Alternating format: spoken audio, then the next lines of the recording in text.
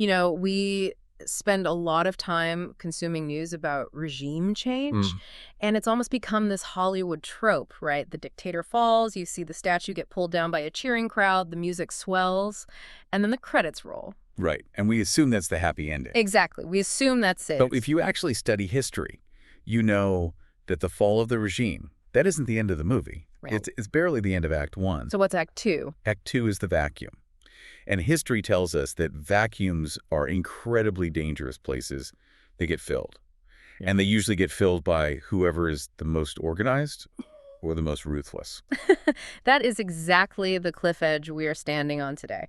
We're looking at a stack of material centered around this massive, really heated debate hosted by Patrick Bet-David. Right. He brought together two Iranian heavyweights who want the exact same thing, the total collapse of the Islamic Republic, but they are living in completely different realities about how we got here and, more importantly, what happens the day after. It is a fascinating clash.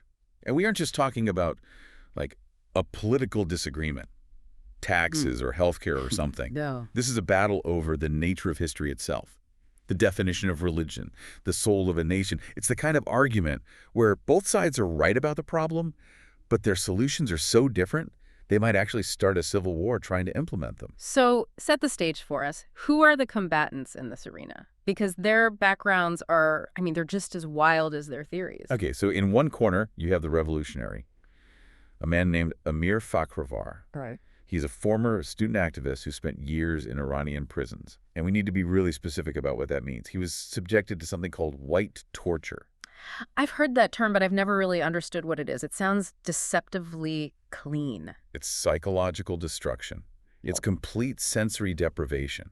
So you're kept in a room that is entirely white. Wow. White walls, white floor, a white light that never, ever turns off.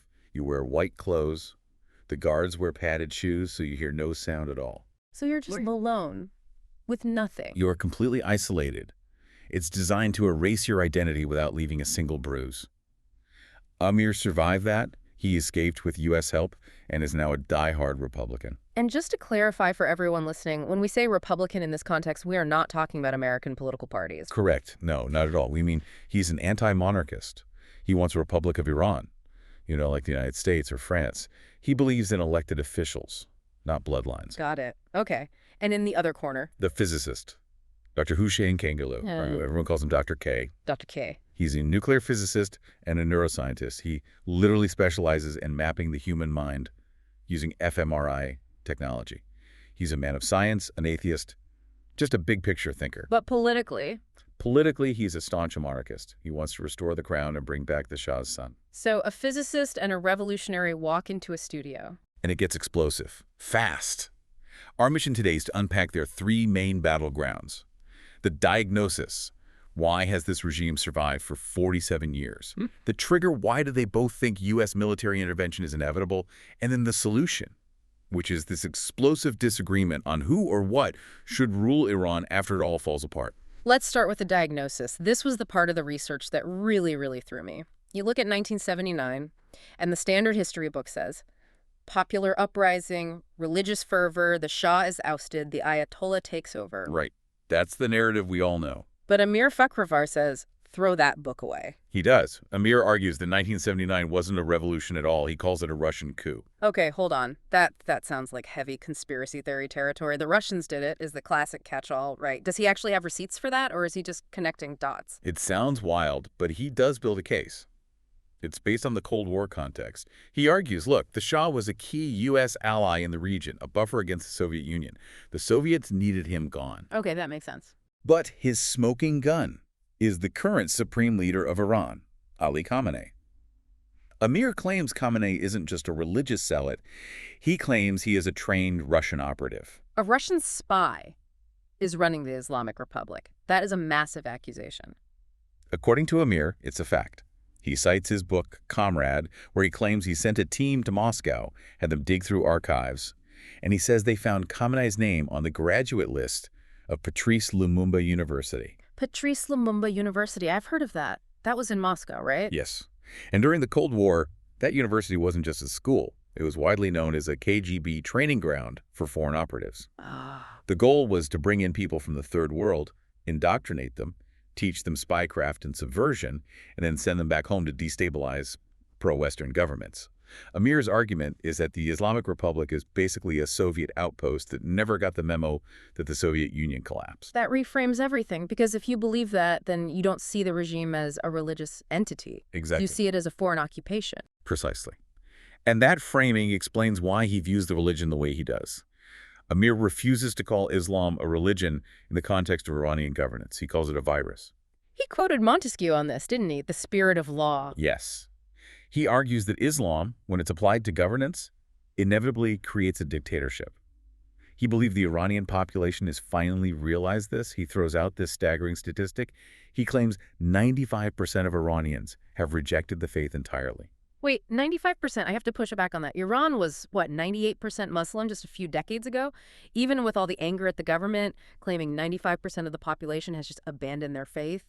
That sounds like a made-up number to suit his narrative. It's definitely a polemic statistic, and yeah, it's likely an exaggeration. But he points to the behavior on the streets as his proof. Okay. He talks about protesters burning Qurans, torching mosques, openly mocking clerics. In his view, the host body, the Iranian nation, is violently rejecting the virus. He thinks the religion is dead in the hearts of the people because the government used it to torture them. So that's the revolutionaries' view. It's a foreign plot, and the religion is a disease to be purged. Okay, let's pivot to Dr. K, the scientist. He maps brains for a living. Surely he doesn't subscribe to the Russian spy theory? No, he takes a much colder, more detached view.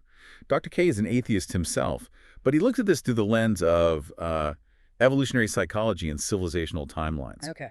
He compares Islam, which is about 1,400 years old, to Christianity, which is 2,000 years old. So he's looking at the developmental age of the dogma itself. Exactly. He argues that religions, like organisms, go through a turbulent adolescence. He believes Islam is currently where Christianity was roughly 600 years ago. Think about Europe in the 1600s. The Reformation, the 30 Years' War, the Spanish Inquisition. Burning heretics at the stake? It was a bloodbath. It was. And Dr. K argues that the brutality we see in Iran right now, the executions, the strict laws, the violence, those are birth pangs. Birth pangs. Yeah, he argues that Christianity didn't separate church and state because everyone sat down and decided it was a nice idea. They did it because the religious violence became so unbearable that Europe had no choice but to decouple political power from personal belief just to survive. That is a fascinating, if really dark, perspective. So while Amir thinks this is a specific geopolitical crime committed by Russia, Dr. K thinks it's an unavoidable stage of evolution. Yes. He thinks the regime has lasted 47 years because that's just how long it takes for a civilization to process that kind of trauma. The violence is the final stage before the religion matures into a personal faith rather than a political tool. So despite these totally different diagnoses, one sees a conspiracy, the other sees a historical timeline, they somehow land on the exact same square regarding the immediate future. Yep, war. They both think it's coming. This brings us to the trigger. Both of them seem absolutely convinced that U.S. military intervention is not just possible, but imminent. Yeah. And frankly, inevitable. And the picture they paint of the current situation is grim. Amir mentioned reports of 70,000 protesters killed. That number is way, way higher than what I've seen in mainstream news. It is significantly higher. Official counts are usually in the hundreds, maybe low thousands. But Amir claims the regime hides the bodies. He talks about internet blackouts being used to cover up atrocities, mass graves, beheadings, and security forces shooting people in specific non-fatal areas like eyes or genitals just to cause maximum suffering without creating a martyr. So because of that horror, Amir's argument for intervention feels very moral. He was quoting Thomas Jefferson. Right, the Empire of Liberty. Yeah. Amir believes the U.S. has a moral obligation to destroy the bunker of the supreme leader. He views America not just as a country, but as an idea that has to fight tyranny. And he has a personal stake, too. He claims the regime has tried to assassinate him on U.S. soil, in Texas, 5 times. Wow. So for him, the war is already here. It is. But Dr. K, he doesn't buy the moral argument. Not at all. The physicist looks at the variables, not the ideals. Exactly. He argues that the U.S. president, whoever it is, will attack strictly for economics. He says morality doesn't move aircraft carriers. Money does. Okay, connect the dots for us. How does bombing Tehran fix the U.S. economy? It's what he calls the trillion-dollar question. Dr. K links Iran to the new axis of evil, specifically the alliance between China, Russia, and Venezuela. And he argues this bloc is actively trying to de-dollarize the world economy. De-dollarization. That's a buzzword we hear a lot in finance circles. Can you just break down what that actually means for the average person listening? Sure. Right now, the U.S. dollar is the global reserve currency. If you want to buy oil anywhere in the world, you usually have to do it in dollars. Right. This creates a massive, constant demand for dollars, which keeps the value high and lets the U.S. borrow money very cheaply. If China and Russia succeed in de-dollarizing, meaning countries start trading oil in yuan or rubles, the demand for the dollar collapses. Which would mean the dollars in our pockets lose massive value. Inflation would just skyrocket. Exactly. It would destroy American purchasing power overnight. Dr. K views Iran as the gas station for that anti-American engine. China needs Iranian energy to fuel its rise and its military. So Dr. K's theory is that the U.S. doesn't need to fight China directly, which would be World War III. You just need to blow up the gas station. Cut off the fuel, and you stall the engine of the rival superpower. That's the calculation. And both guests agree that the method wouldn't be boots-on-the-ground nation building. They are very, very clear on that. So what are they talking about? They're talking about a midnight hammer. A midnight A hammer. massive, sudden aerial campaign. It would target the IRGC leadership, their command structure, and the nuclear facilities. Think of it like a 12 days war concept, cut off the head of the snake, and then leave the rest to the Iranian people to finish. But that brings us to the most dangerous part of the whole discussion. You cut off the head of the snake, and then what? Who fills the vacuum? Because if you don't have a plan for Act 2, you just get chaos. And this is where the polite debate turned into a brawl. This is the battle for the crown. Let's talk about the candidate. Reza Pahlavi, the crown prince, son of the ousted Shah. Dr. K seems to think this guy is the messiah. He calls him the chemotherapy for the cancer of the opposition. Dr. K insists that Pahlavi has this massive mandate. He claims that across 937 cities, people are chanting Javid Shah, which means long live the king. He told a story about working with him, didn't he? The Phoenix Project. Yeah, this was a scientific cabinet Pahlavi put together to plan for Iran's reconstruction. And Dr. K says he watched the prince sit through an 8-hour technical meeting about infrastructure and water management without yawning once. He laughs. I mean, impressive focus, but didn't yawn in a meeting is a pretty weird bar for a should-be king. I've sat through some long meetings. I don't think that qualifies me to rule a nation. It is a low bar. Okay. But Dr. K's point was about temperament. He describes Pahlavi as this reluctant leader, a technocrat, the most democratic individual he's ever met. He argues that nationalism is the only real antidote to religious rule. He believes Iranians need a symbol to rally around, something that connects them to their pre-Islamic history. And for him, the king is the avatar of that nationalism. But Amir, the revolutionary, Yeah. he was not buying any of that. Oh, he went for the jugular. Amir called Pahlavi a tourist. He pointed out that while students were being tortured and people were dying in the streets, Pahlavi was apparently at the beach with his family. Ouch. That's the leadership from the trenches argument. Exactly. Amir believes you have to earn leadership through suffering. And he attacked Pahlavi's credibility. Pahlavi had apparently claimed that up to 150,000 security forces had defected to his side. Right. Amir calls that a huge lie that gave protesters false hope. He says people went out thinking the police wouldn't shoot and they got slaughtered. But what about the long live the king chants? I mean, if people are chanting it, doesn't that prove Dr. K right? Amir dismisses them entirely. He says people are desperate. In 2009, they chanted for Mousavi. Now they chant for the king. He argues it's media conditioning and not a genuine desire to return to a monarchy. He basically asks, we have a supreme leader now. Why would we swap him for a king? Isn't that just trading one dictator for another? He mentioned a document, the Munich document. This seemed to be a huge sticking point. Yes, this is key. This is supposedly Pahlavi's transition plan. And Amir claims it names Pahlavi as the head of the executive, the legislative, and the judiciary branches during the transition period. Wait, all three? That's not a king. That's an absolute dictator. That's more power than the U.S. president has. That's Amir's fear. Absolutism. He believes that if you give one man that much power, even if he's a nice guy, he inevitably becomes a tyrant. So if not the king, what is Amir's solution? Because republic is a vague term. You can have a republic that's a total mess. He wants a constitutional assembly. And he uses a really specific historical model to explain it. Japan after World War II. The General MacArthur story. It's a powerful precedent to understand his thinking. When the Japanese drafted their first post-war constitution, General MacArthur, who was essentially leading the U.S. occupation, he rejected it.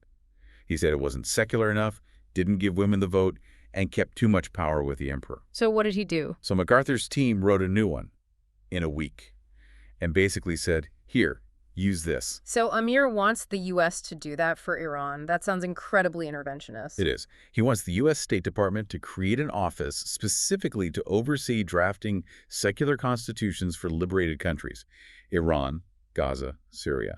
He believes that the people, after 47 years of brainwashing, might not be able to write a purely secular constitution on day one. He wants a system where the leader is the constitution itself, not a person. It's just such a fundamental philosophical split. Dr. K thinks you need a figurehead, a king, to unify the tribes and heal the intellectual cancer of the leftists. Right. And Amir thinks the king is a dangerous distraction that infantilizes the people, and that you need a rigid legal framework imposed from the very start. And the tension in that room was palpable. You have to remember, these men, they respect each other. Amir kept calling Dr. K brilliant and a genius, but in the same breath, he told him he failed history class. It's personal, too. You mentioned their families. Yeah, get this. Dr. K, the monarchist, have a wife who is a Republican.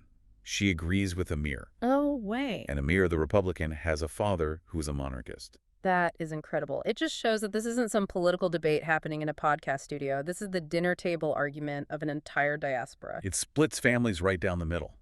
And that's the danger.